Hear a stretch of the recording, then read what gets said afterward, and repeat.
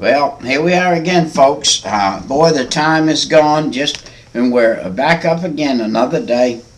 And we're going to start this day in chapter 3. If we're ever going to get through chapter 3, I can't tell you. We're just going to take it as it comes. We're going to go with it. And if it takes us a year, we'll take a year. But in chapter 3 and verse 25, it said, "Do not be afraid of sudden terror, nor of trouble from the wicked when it comes." And it's going to come. It's going to come after us one day. There's going to be trouble from the wicked come after us. Be not afraid, he says. Be not afraid. Don't be terrorized by it. Just put me first. Keep your eyes on me, and I'll handle the situation.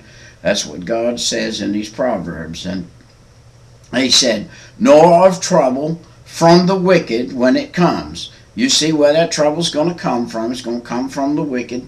And I'll tell you what, the wicked, it's not just outside of the church the wicked are, because there are some wicked inside of the church. And so you're going to run across some people that are wicked inside the church. You think just because it's a church building, the devil ain't coming in? You better think again. Because the devil comes into the church building just like he comes anywhere. Matter of fact, he may come in the church building more than he does a beer joint sometimes. I tell you what.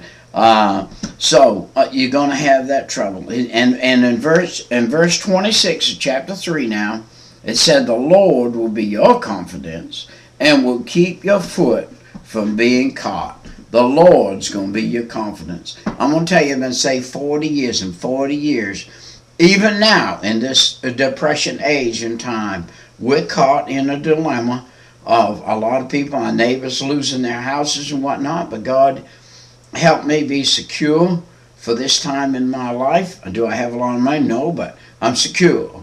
And that secureness is from God. It wasn't something I did, because I wouldn't even, I had different people through my life say, "Peter, let me help you manage. Let me help you manage. Let me help you manage." Well, I tell you what helped me is, dodo bird as I am up here in managing and everything, there's one thing that the Lord showed me back when I got saved in 1970, and that was 10% of everything I made belonged to Him. It's called a tithe. And if you tithe, God is going to give you for your last days. He's going to make it to where you got something. Do you know the very people that wanted to help me still owe for their houses? The very people that wanted to help me still have car payments. The very people that wanted to help me still have mortgages, still have things. But God gave me a clear title. How did He do that? He did that because He honored the fact that I was obedient and I did what He told me to do. What was that, Brother Peter? That was tithe. 10% of every penny that comes through these hands was tithe. What about my wife? My wife's the same way. My wife's worse than I am. Man, if I say, "Well, babe, you know, we're self-employed, and this week we kind of could use this tithe money to finish this other job and then put it in next week double." No, no, no way, Jose. You putting it in this week, you putting it in now. So we put it in there so we can be trusted. I really can't be trusted. The Lord can't trust me with money, because I throw it away sometime. But if it's His money, I don't need to be throwing it away. Well, you say, and I say to myself sometimes, "Brother Peter, we got plenty at the church. The Lord don't need my money this week. He can wait a week." That's not the case. That's not the thing. The thing is He said, by faith, you give that first fruits 10%, and I'm going to make sure you get more next week, and you get double or whatever. Whatever you need, it's going to be there. So that's one of the things you just have to learn. You learn over 40 years I've been saved, and 40 years I tried playing games with the Lord, and all the games turned out just to be on my side. He wasn't anywhere near it, and I got bit. So verse 27, "Do not withhold good from those to whom it is due, when it is in the power of your hand to do so." Now, you know what? Let me tell you something. And I've been down this road. The Lord's made me be a giver. The Lord has allowed me to have something that I just don't see everywhere that everybody has, and it's a gift. And I'm not bragging about it for me, I'm bragging on God. That God would allow to come through me and do this, that I don't mind giving a person that is in need. But if I'm not going to give to him, I'm not going to lie to him either. I have people nowadays say, Peter, hey, say, sir, do you have $1 that you can loan me, give me? And I say, I have $1, but I can't give it to you. I don't feel free to. And some people I have actually said that to. And others, the Lord's had me give them a $5 bill or even more. And but I make a practice. This is a practice I use, and you might try it, and God will bless you for it. And you go to McDonald's; those people don't make any money. It's that window, and they get chewed on all day by ugly people that say, "Well, I can't hear out there in that thing, and my order's wrong, and all this and that." But get you a handful of good gospel tracts. Put you a $1 bill in that tract, and you be nice to that person, even if your order is messed up. You still be nice and see if God won't bless you. See if you don't go home feeling good. See if you don't sleep good at night. See if you can't have a happy life. You can have a happy life, but you know how you get a happy life? You be happy. You make other people happy, and you can have a happy life. Because what you put out is what you get back.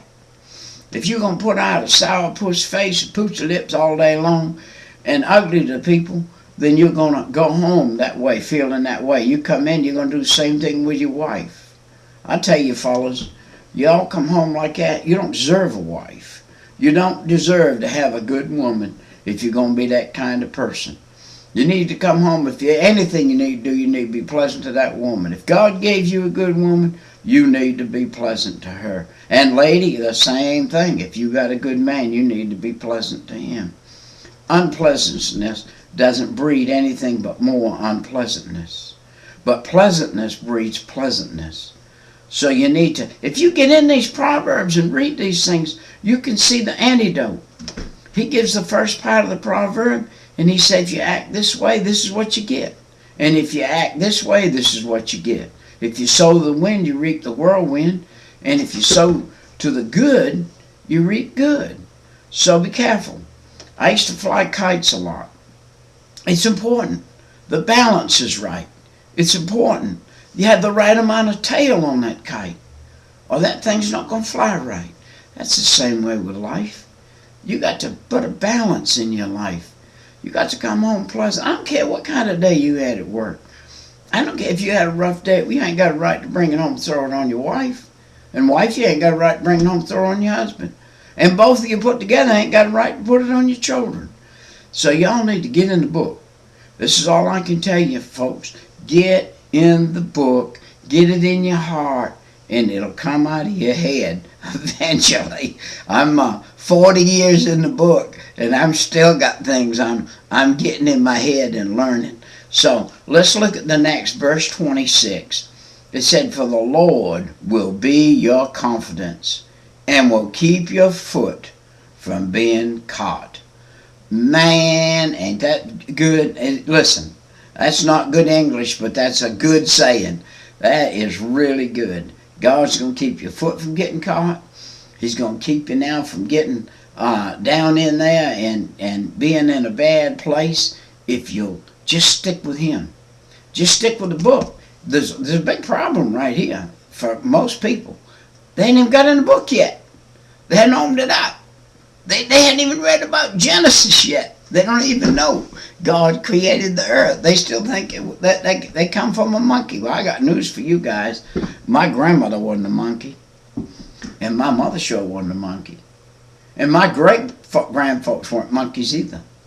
And none of my family came from me because God made us. He made us like He made us. If you take this human body and study it a little bit, you'll just absolutely know that it didn't just happen. It didn't just come from somewhere. It was put here by God.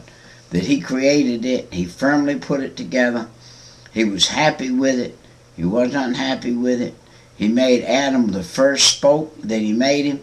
And then He made Eve to coincide with Adam. And I see our time is gone, folks. This has been Brother Peter with tidbits from the Word.